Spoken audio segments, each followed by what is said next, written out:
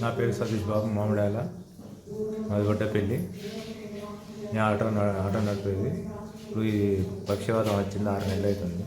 Madam ఇచ్చినాక అంటే కొంచెం తీసి నడుస్తున్నా, బాత్రూమ్ పాయకం లేచి నడుస్తున్నారా? నడుస్తున్నాను. ఇంతకుముందు లేకుండే, ఇప్పుడు నేను ఒక్కనే నడుస్తున్నాను, అటు బయట వస్తున్నాను.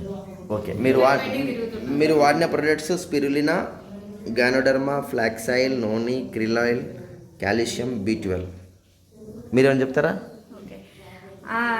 సతీష్ బాబు గారికి 6 నెలలు అవుతుందండి పక్షవాతం వచ్చి.